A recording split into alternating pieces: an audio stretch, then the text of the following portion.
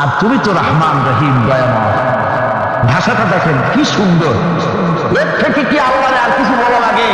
আল্লাহ পাকের কাছে তিনি বলতেছেন, আল্লাহ আমি তো অসুস্থ, আমি তো অসুখ করেছে আমার, আর তুমি তো দয়াময় রহমান রহিম। এক অন্ধ ঈদের দিন কত অন্ধই তো আসে খরাব করার জন্য, ভিক্ষা করার জন্য, চতুর্দিকে ভিক্ষা করতেছে অন্ধরা। এক অন্ধ ঈদের গেটের কাছে দাঁড়ায় বলতেছে, ভাইরা আজ হচ্ছে ঈদের দিন আর আমি কিছু দেখতে পাচ্ছি না। এ বেশি পয়সা পাইনি, মানুষের দিন তার প্রতি আকৃষ্ট হয়ে গেছে। আরে কি কথা, আজ ঈদের দিন সকলে আনন্দ করছে আর আমি কিছুই দেখতে পাচ্ছি না। সে কিন্তু কিছু চায় না। ভাষার ভিতরে, কথা বলার ভিতরে এ ধরনের টেকনিক আছে। হযরত আইয়ুব আলাইহিস সালাম বললেন না যে আল্লাহ আমারে মাফ করে দাও, কষ্টের মধ্যে আছি। তিনি শুধু বলেছেন, রব্বুল আলামিন আমি অসুস্থ হয়ে পড়েছি, আমার অসুখ করেছে, আর তোমার নাম রহমান রহিম। এতটুকু কথা বলেছেন।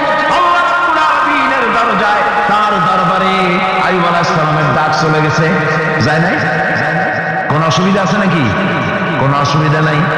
পানির তলা দিয়া যদি কেউ ডাক দেয়, পাহাড়ের ভিতরে বসে যদি কেউ ডাক দেয়, আল্লাহ রাব্বুল আলামিন তার শুনতে পান।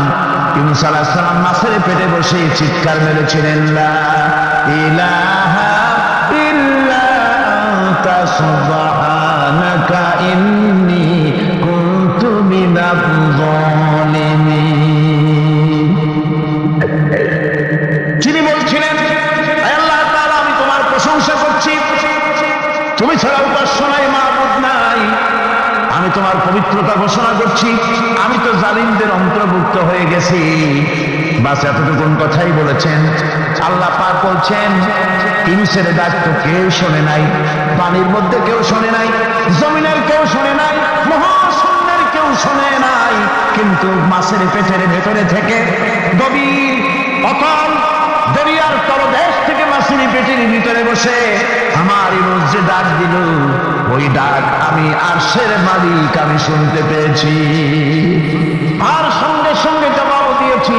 ফাস্তাজাবনা লাহু ওয়া নাজ্জাইনাহু মিনাল গাম্মি ওয়া কাযালিকা নুজিল মুমিনিন। ডাকের সাড়া দিলাম, বিপদ দিয়া বাঁচায় দিলাম। শুধু ইউনূসের না, আল্লাহ পাক এ জায়গায় ওয়াদা করলেন, দুনিয়ার যত মুমিন বান্দা আছে তারা যদি কখনো বিপদে পড়ে যায় আর আমারে যদি ডাকে, আমি এইরকম করে বিপদ থেকে বাঁচায়া দেব। আইয়ুব আলাইহিস সালাম যখন আল্লাহ রাব্বুল আলামিনের কাছে ফরিয়াদ করলেন, আল্লাহ পাক তখন বলছেন, কোরআনে কারীম বলছে, ফাস্তাজাবনা লাহু ফাকাশাফনা মা বিহি মিন দুররিন ওয়া আতাইনাহু আহলাহু ওয়া মিসলাহুম মাআহুম রাহমাতাম মিন ইনদিনা ওয়া যিকরা লিল আবিদিন। আমি আইয়ুবের দোয়া কবুল করে নিলাম, শুধু তার পরিবার বর্গই দিলাম না, বরং আরো কিছু নিয়ামত আমি তাকে দান করে দিলাম। এবং তাই জন্য যেহেতু তারা ছিল আমার অনুগত বান্দা, আমার বাধ্যগত, আমি এই জন্য রহম করেছি, সমস্ত শোক আমি মাফ করে দিয়েছি। আমাদের সামান্য একটু জ্বর হয়, যদি 2-3 দিন জ্বর হয়েছে, জ্বর ছাড়ে না, বলে যে এত ভালো ভালো কাজ করি তারপর আমার এত জ্বর হওয়া লাগে, অমুকরা এত পাপ করে, তা তো কিছুই হয় না। খালি আল্লাহ আমার চোখে দেখলো, আমার বউর ওষুধ আমার অনুমতি ছাড়ি না। ভাইরা, আপনি ঠিক পান না যে কি গুনাহ আপনি করেন। কোরআনে কারীম বলছে, ওয়ামা আসাবাকুম মিন মুসিবাতিন ফাবিমা কাসাবাত আইদিকুম ওয়া ইয়াফু আন কাসীর। যত বিপদ তোমাদের উপর আছে সব দুই হাতের কামাই করা, আর আমি তো অনেকগুলো ক্ষমা করে দেই। তোমরা যত পাপ করো, আকাম করো, সবগুলির শাস্তি যদি দুনিয়ায় দিতাম, সব করার সময় পেতাম না। অসুখ হলেই অধৈর্য হয়ে যেও না, ধৈর্য ধরো। আল্লাহ পাক বলেন, শুধু আইয়ুব নয়, ওয়া ইসমাঈল ওয়া وإدريس وذا الكفل كل من الصابرين এইভাবে করে ইসমাইল, ইদ্রিস, জুলকিফল সবাই ছিল ধৈর্যশীল। সুবহানাল্লাহ। ধৈর্যের চরম পরাকাষ্ঠা ছিলেন তিনি। কোরআনে কারীম নবীদের এই কথাগুলি আমাদের শোনাচ্ছেন। হযরত ইয়াকুব আলাইহিস সালাম কলিজার টুকরা সন্তান হযরত ইউসুফ আলাইহিস সালামের জন্য তার মনটা পাগল ছিল। এত সুন্দর করে আল্লাহ তারে বানাইছিলেন, এত তিনি ছিলেন সৌন্দর্যের পিরামিড, যারা দেখলে চোখ ফিরানো যায় না। এমন সুন্দর সুপুরুষ যারা দেখি সেই যুগে সুন্দরী যুবতী মেয়েরা রূপের মোহে পড়ে নিজেদের আঙ্গুলগুলি কেটে ফেলে দিয়েছিল। রূপের মোহে এমন অবশ হয়ে গেছে, আঙ্গুল কেটেছে, হাত কেটেছে, টের পায় নাই। আবার ভুল বুঝবেন না, দুনিয়ার সেরা সুন্দর পুরুষ ইউসুফ আলাইহিস সালাম তা কিন্তু রাসূলের চাইতে বেশি নয়। হযরত উম্মুল মুমিনিন আয়েশা রাদিয়াল্লাহু তাআলা আনহা তিনি বলেছেন, যেই সব সুন্দরী রমণীরা ইউসুফ আলাইহিস সালামকে দেখে রূপের মোহে পড়ে নিজেদের আঙ্গুলগুলো কেটে ফেলেছিল, ওরা যদি আমার হাবিবকে দেখতো, ওরা যদি আল্লাহ রাসূলকে দেখতো, তাহলে হাত কাটতে কাটতে কোন ফাঁকে যে কলিজা কেটে ফেলে দিত না, টের পেত না। আবার বন্ধুগণ, হযরত আইয়ুব আলাইহিস সালাম সন্তানের মায়া, অন্যান্য ভাইরা হিংসায় পড়ে গেল, তারা নিয়ে তাকে কুয়ায় ফেলে দিল। সেখান থেকে তারা একটা ছাগল বা কোনো পশু জবাহ করে তার রক্ত মাখাইয়া জামানে হাজির করে দিল। হযরত আইয়ুব ইয়াকুব আলাইহিস সালামের সামনে যে তারে নিয়ে খেলা করতে গিয়েছিলাম, আমরা খেলায় লিপ্ত ছিলাম, বাগে খেয়ে ফেলাইছে। এগুলি কি গল্প? এগুলি কি কোরআন? আল্লাহ পাক শোনাচ্ছেন, বিশ্ববাসীকে শোনাইছেন। সূরা ইউসুফের চাইতে এত সুন্দর উপাখ্যান গোটা পৃথিবীতে আর নাই। সুবহানাল্লাহ। অনেকে ইউসুফ জুলাইখা কেসটা খুব মজা করে পড়ে, ফুর্তি করে, প্রেমের গল্প পড়ে। এটা কোনো প্রেমের গল্প নয়। ইউসুফ আলাইহিস সালাম জুলাইখা ইউসুফ আলাইহিস সালামের জন্য কাঁদতে কাঁদতে চোখ কানা হয়ে গেছে। এরপর ইউসুফ আলাইহিস সালাম জুলাইখারে পাওয়ার জন্য পাগল হয়ে গেছে। নাউজুবিল্লাহ, এটা হয়নি কখনো। তিনি আল্লাহর পয়গম্বর, আর আল্লাহ কেমনে তারা বাঁচিয়েছেন? যখন জুলাইখা ঘরের ভিতরে সুন্দর করে যৌন উন্মাদনামূলক চিত্র অঙ্কিত করে ঘরের মধ্যে আটকায় দিয়েছে, তালা লাগায় দিয়েছে, আর নিজে যৌন দীপক কাপড় চোপড় পরেছে না পরার মতোই। সে যুগের সুন্দরী মেয়ে জুলাইখা, তার কুপ্রবৃত্তিকে চরিতার্থ করার জন্য আহ্বান করা হয়েছে। হযরত ইউসুফ আলাইহিস সালাম লক্ষ্য করে দেখলেন এমন জায়গা, এখান থেকে পালাবার তো পথ নাই, দরজা বন্ধ করে দিয়েছে। তিনি শুধু তখন কেবলমাত্র আল্লাহ রাব্বুল আলামিনকে ভয় করলেন। আল্লাহকে ভয় করে আল্লাহর নাম নিয়ে যখন তালাবদ্ধ দরজার দিকে দৌড় দিয়েছেন, আল্লাহ রাব্বুল আলামিন আপন কুদরতে তালাগুলি খুলে দরজা তার জন্য উন্মুক্ত করে দিলেন। ইউসুফ আলাইহিস সালামকে ফালাই দিয়ে এভাবে করে কাপড় এনে দিল তার সামনে, রক্তমাখা কাপড়। হযরত ইয়াকুব আলাইহিস সালাম সন্তানদের মুখে কাহিনী শুনে তিনি কি বললেন? কোরআনে কারীম তা কোট করেছে। তিনি চিক দিলেন না, ফাল দিলেন না, পিঠ হয়ে পড়লেন না। তিনি বললেন, কলিজার টুকরা সন্তান তার মরার খবর শুনেছেন। তিনি বললেন কি? ফাসাবরুন জামিলুন ওয়াল্লাহুল মুস্তাআনু আলা মা তাসিফুন। আমি উত্তম ক্ষমা অবলম্বন করব। তোমরা যে কাহিনী রচনা করেছো এর বেলায় আমি আল্লাহর কাছে সাহায্য চাই। আমি উত্তম সবল অবলম্বন করব। আমার ভাইরা 11 ভাই মনে করেছিল ইউসুফ আলাইহিস সালামকে মরণ কুয়ায় ফেলায় দিছি, তারা তো ঠিক পায় নাই এটা মরণ কুয়া না, এটা হচ্ছে একটা সুড়ঙ্গ, যাকে ইংরেজিতে বলে টানেল। এটা এমন একটা সুড়ঙ্গ, ওরা মনে করেছে মরণ কুয়া। কিন্তু আল্লাহ রাব্বুল আলামিন আলামিন এই কুয়াতে এমন বানালেন, ওরা একদিকে ফালাই দিল মরণ কুয়ায়, এ কুয়ার আর এক মুখ দিয়া আল্লাহ রাব্বুল আলামিন ইউসুফ আলাইহিস সালামকে নিয়ে মিশরের সিংহাসনে বসায়া দিলেন। এটা মরণ কুয়া নয়, এটা রাজ সিংহাসনে বসার সুরঙ্গ পথ। ইউসুফ আলাইহিস সালাম আজ প্রেসিডেন্ট, প্রেসিডেন্ট হয়ে বসে আছেন। ওদিকে কেনানে অভাব লেগে গেছে, সেখানকার মানুষেরা সাহায্য নিতে এসেছে, ওই 11 ভাই আসছে। হযরত ইউসুফ আলাইহিস সালাম দেখেই চিনে ফেলেছে, ওরা কিন্তু তখনও ঠিক পায় নাই। হযরত ইউসুফ আলাইহিস সালাম চিনে ফেলেছেন, এখন কি করা উচিত? সবগুলোকে ঠ্যাং উপরের দিকে উঠাইয়া তারপরে সমানে ধোলাই দেওয়াই তো স্বাভাবিক ছিল, আমাদের মতো মানুষ হইলে, ঠিক কিনা? ঠিক তো বলবেনি, অভ্যাস তো এটাই।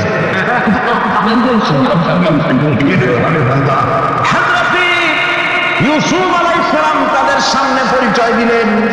তারা যখন বুঝতে পারল, লজ্জায় তাদের মাথা হেট হয়ে গেল। হযরত তার এক তো লজ্জা, আর 2 নম্বরের ভয়, জান নিয়ে কেনানে কেউ ফিরে যেতে পারবো না। এখন অবস্থা হয়েছে যে জীবনই যায় নাকি এখানে। হযরত ইউসুফ আলাইহিস সালাম ভাইদের এই করুণ দুরবস্থা বুঝতে পারলেন, বুঝে চরম ধৈর্য ধরে তিনি কি বললেন? তিনি বললেন, লা তাসরিবা আলাইকুমুল ইয়াউম। ও ভাইরা, তোমাদের বিরুদ্ধে আমার কোনো পাপ নাই, দুঃখ নাই, বিদ্বেষ নাই, হিংসা নাই, আল্লাহ রাস্তা মাফ করে দিলাম। সুবহানাল্লাহ। এর নাম পয়গম্বর। এর নাম কি? পয়গম্বর। কিসের লেনিন, কিসের মার্কস? জওয়ানেরা, ভুল পথে মানুষ চলেছিল, আলহামদুলিল্লাহ আল্লাহ এগুলোরে ডাস্টবিনে ফেলাই দিচ্ছে। কারণ আলহামদুলিল্লাহ, আলহামদুলিল্লাহ। পয়গম্বর কারে বলে? কারে বলে পয়গম্বর? কি চরিত্র! রাসূল করিম সাল্লাল্লাহু আলাইহি ওয়াসাল্লাম তাকে একজন সাহাবী বলছিলেন, হুজুর বলছেন এই কামটা করলা না কেন?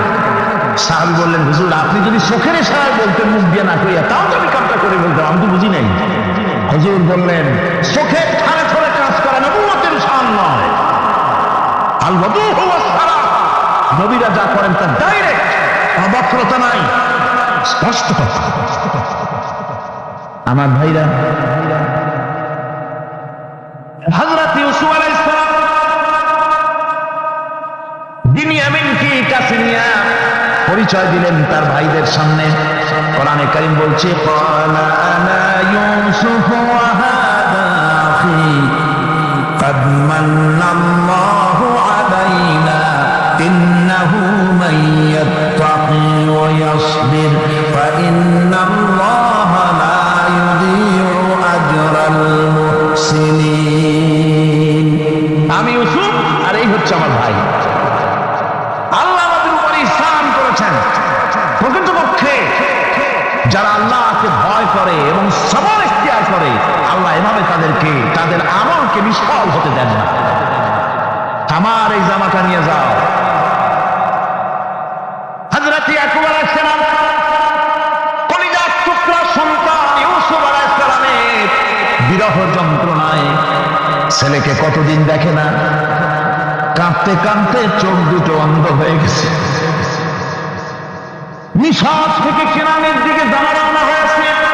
কোথায় মিশর, কোথায় কেনান? জামা যখন রওনা হয়ে গেছে, হযরত ইয়াকুব বলতেছেন, আমি যেন আমার ইউসুফের গন্ধ নাকে পেতেছি। জামা চলে এলো, চোখের উপরে রাখলেন, আল্লাহ রাব্বুল আলামিন তাকে চক্ষুষ্মান বানাইয়া দিলেন। ভাইরা আমার, পয়গম্বরেরা সবর করে গোটা দুনিয়ার মানুষের সামনে দৃষ্টান্ত সেট করেছেন সবরকারে কর। আমার ভাইরা, হযরত ইব্রাহিম আলাইহিস সালামের কথা আল্লাহ পাক কোরআনে কারীমে বলছেন, সবরকারে কয়, দেখো শেখো সবরকারে কয়। আল্লাহ পাক বললেন, ইব্রাহিম তোমার বিবি আর তোমার নবজাতক এই সন্তানকে রেখে আসো মক্কা নগরীতে।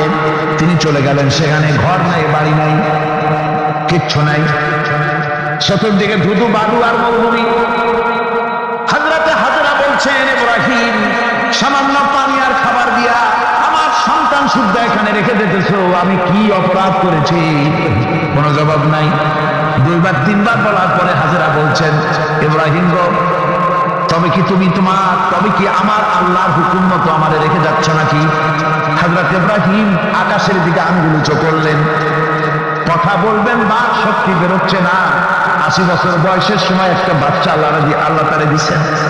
আর এমন বাচ্চা, পয়গম্বরের ছেলে, কি সুন্দর চেহারা, মরুভূমির উপরে ফালাই দিয়ে রওনা হয়ে যাচ্ছেন।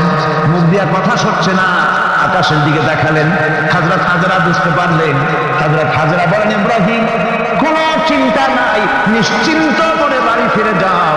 আমি আমার আল্লাহর উপরে এতটা ভরসা করি, আল্লাহর হুকুমে যদি আমার এখানে রেখে যেয়ে থাকো, ওই আল্লাহ পাক আমাকে আর আমার কলিজার টুকরা ইসমাইলকে পানিতে আর খাবারে মারবেন না। অবশ্যই তিনি ব্যবস্থা করবেন। ব্যবস্থা হয়ে গেল। হযরত ইসমাইল বড় হয়ে গেলেন। আল্লাহ পাক অর্ডার করলেন, জবাব করো ছেলেকে।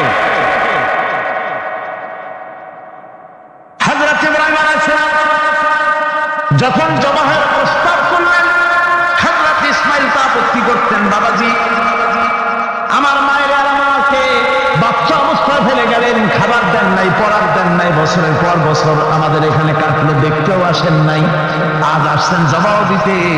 এটা কেমন কথা? কি ধরনের বাপ আপনি? এরকম বলছে নাকি? এরকম বলছে। হযরত ইব্রাহিম আলাইহিস সালাম প্রস্তাবটা কিভাবে পারলেন? আল্লাহ পাক কোরআনে কারীমের দৃষ্টান্ত রেখে দিয়েছেন।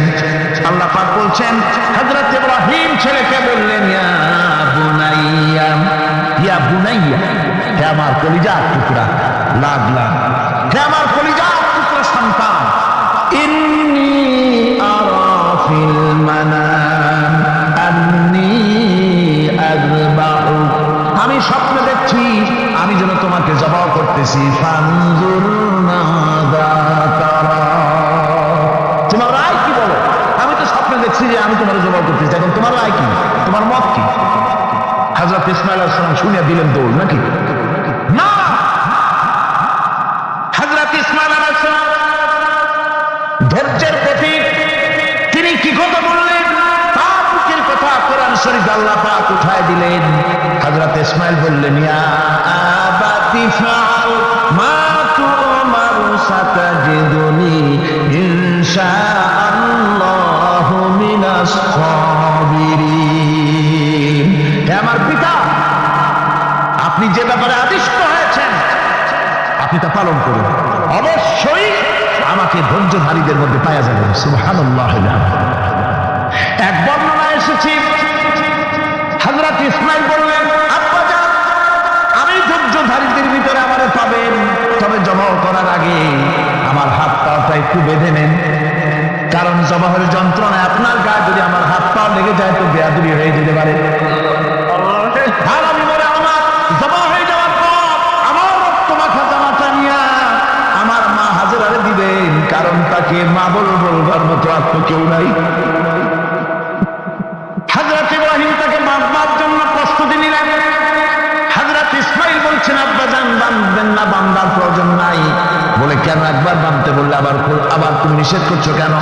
ছেলে বলছেন, আব্বাজান, বাঁধবো না এই জন্যে, হয়তো কিয়ামতেই প্রশ্ন উঠতে পারে যে আল্লাহর হুকুমে রাজি ছিল না বলে হাত পা বাঁধা জবাই করছে। আমি এই সুযোগ দিব না, আপনি জবাই করেন, আমি এতটুকু নড়াচড়া করব না।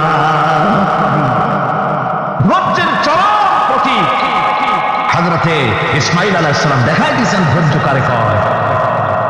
আমার বন্ধুগণ, এই পৃথিবীর সবচাইতে ধৈর্যের বড় প্রতীক হতেছেন ইমামুল মুরসালিন, আশরাফুল আম্বিয়া, সাইয়্যিদুল মুরসালিন, জনাব মুহাম্মাদুর রাসূলুল্লাহ সাল্লাল্লাহু আলাইহি ওয়াসাল্লাম। আমার বন্ধুগণ, সবচাইতে বড় ধৈর্যের প্রতীক তিনি।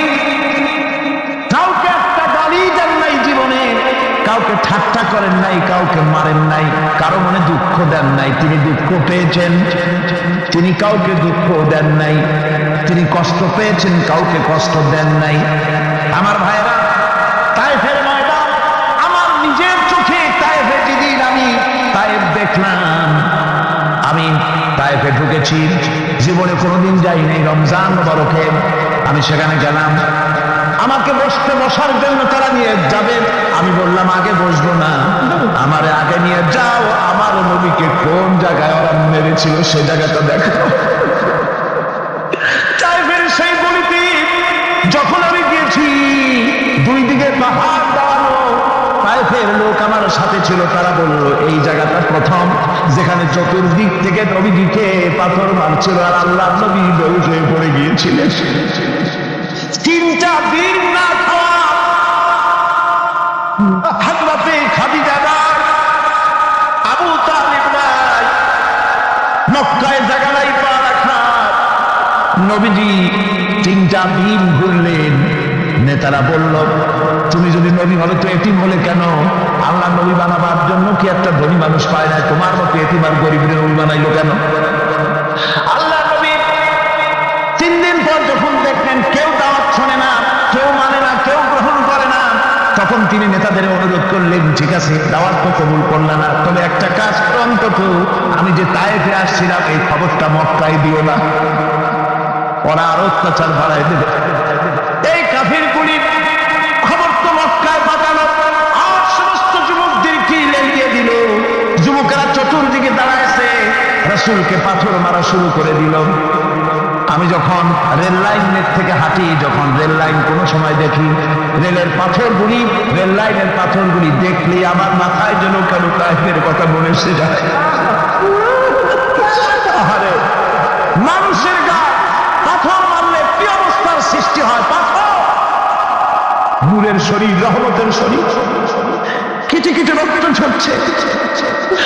নবীজিকে জোর করে উঠে জবরদস্তি করে হাঁটার জন্য তারা ধাক্কা মারতেছে।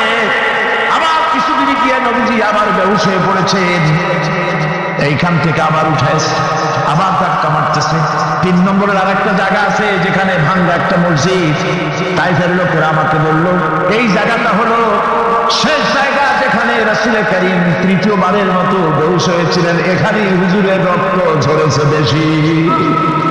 2 রাকাত নামাজ পড়লাম, সিজদা করে এমন কান্না কাঁদলাম আল্লাহর কাছে। নবীজি যখন হুঁশ এসেছে, হযরতে জিবরাইল বলেন ইয়া রাসূলুল্লাহ, আপনার এই কষ্ট দেখে ফেরেশতারা কাঁদতেছে, আপনি অনুমতি দিয়ে দেন এই 2 পাহাড়কে মিলাইয়া সমস্ত তায়েফবাসী কাফেরগুলি মাটির সাথে মিশাইয়া দেই।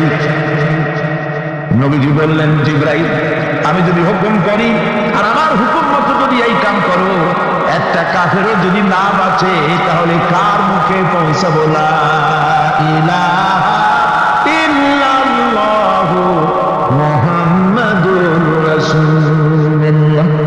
আমার ভাইরা, হুজুর সাল্লাল্লাহু আলাইহি ওয়াসাল্লাম উঠে বসলেন। এমন সময় হযরতে যায়েদ শরীরের রক্তগুলি মুছে দিতেছেন। হুজুর সাল্লাল্লাহু আলাইহি ওয়াসাল্লাম বসে 2খানা হাত উত্তোলন করলেন। নবীজির চোখ থেকে পানি গড়ায় পড়তেছে। আরে কেউ নাই, আল্লাহ ছাড়া কেউ নাই সাহায্য করা। নবীজি হাত তুলে মোনাজাত করতেছেন, চোখ দিয়া পানি পড়ে দাড়ি ভিজে পড়তেছে, গায়ে দিয়া রক্ত ঝরতেছে। নবীজি কি দোয়াটা করলেন? বদদোয়া করলেন না, গজব দিতে বললেন না, নবীজি দোয়া করলেন রব্বুল আলামিন, এই তাইফের লোকেরা আজকে আমার সাথে যে ব্যবহারটা করেছে, ওরা বোঝে নাই যে আমি তোমার নবী, ওরা বোঝে নাই যে আমি তোমার রাসূল, না বুঝে আমার উপরে যে অত্যাচারটা করলো, আল্লাহ তুমি এই জন্য রাগ করে এই তাইফে তুমি গজব দিও না। আল্লাহ পাক পরবর্তী সময় হুজুরকে স্মরণ করাই দিলেন, ওয়ামা আরসালনাকা ইল্লা রাহমাতাল লিল আলামিন। ও নবী, আপনি হচ্ছেন আমার সমস্ত সৃষ্টি জগতের জন্য, আপনি আমার রহমত, আমার গোটা বিশ্বের জন্য আপনার, আমার সৃষ্টি জগতের জন্য আপনি আমার করুণা। একটা রাসূলের এই কষ্ট দেখে বাগান থেকে 1 গ্লাস আঙ্গুরের শরবত এনে হাজির করেছে। এত কষ্টের পর 3 দিনের না খাওয়া আঙ্গুরের একটা শরবত পাইয়া হুজুর খুব খুশি হলেন। শরবত গ্লাস পান করে হুজুর বলছেন, তোমার নাম না আক্কাস? তিনি বলছেন হ্যাঁ হুজুর, আমার নাম আক্কাস। তোমার বাড়ি না ইউনূস আলাইহিস সালামের গ্রামে? বলে হ্যাঁ আমার বাড়ি সেই গ্রামে। তা আপনি কি করে জানলেন আমার নাম আব্বাস আর আমার বাড়ি ইউনূস আলাইহিস সালামের জেলা, আপনি জানলেন কি করে? হুজুর বললেন আমি নবী, হযরত ইউনূস নবী, একজন নবীর খবর আর একজন নবীর কাছে থাকে। রাসূল করিম সাল্লাল্লাহু আলাইহি ওয়াসাল্লাম সবর ইখতিয়ার করেছিলেন, ধৈর্য অবলম্বন করেছিলেন, আর আল্লাহ পাক তাকে নির্দেশ করেছেন সবর করো। ওয়াত্তাবি' মা ইউহা ইলাইকা ওয়াসবির হাত্তা ইয়াহকুমাল্লাহ। তুমি কেবল সেই জিনিসের অনুসরণ করো যা আমি তোমার প্রতি অবতীর্ণ করেছি। আমি আপনার উপরে যেটা অবতীর্ণ করেছি ওটা অনুসরণ করুন, আর সবর ইখতিয়ার করুন যতক্ষণ না আল্লাহর পক্ষ থেকে চূড়ান্ত ফয়সালা না আসে। ধৈর্য ধরুন, ধৈর্য ধরুন।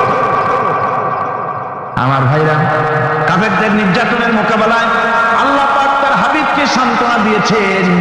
যখন কাফেররা নির্যাতন করতেছে, আরে হযরত বেলাল নির্যাতিত, হযরতে সুমাইয়া নির্যাতিতা, হযরতে খাব্বাব, হযরতে ফুবায়ব, হযরতে আম্মার রিদওয়ানুল্লাহি তাআলা আলাইহিম আজমাইন, এত মার হতেছে। হযরতে ওমর হযরতে খাব্বাব রাদিয়াল্লাহু তাআলা আনহুকে খোলা গায়ে দেখে বলছিলেন, খাব্বাব রে, তোমার পিঠে এত গর্ত কেন? এত গর্তওয়ালা পিঠ তো আমি মানুষের দেখি নাই, এত সিতুল কমরওয়ালা মানুষও তো দেখি নাই। তিনি বলেছেন, ওমর তুমি কি ভুলে গেছো? ইসলাম কবুল করার অপরাধী কাফির বেঈমানেরা আগুন জ্বালায়া আগুনের উপরে আমাকে চিৎ করে শোয়াছে। আমি যেন নড়াচড়া করতে না পারি সেজন্য আমার বুকের উপরে পাথর চাপা দিয়ে রেখেছিল।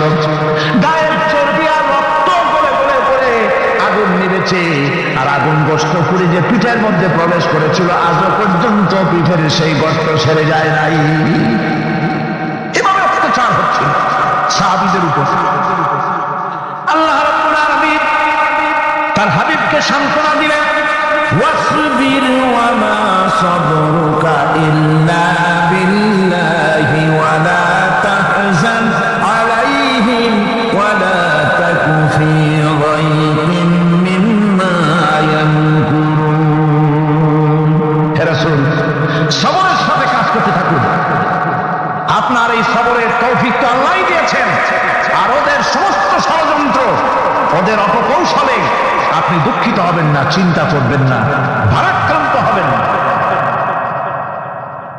আপনি নিশ্চিত থাকুন। ওয়াসবির লিহুকমি রাব্বিকা ফাইন্নাকা বিআয়ুনিনা।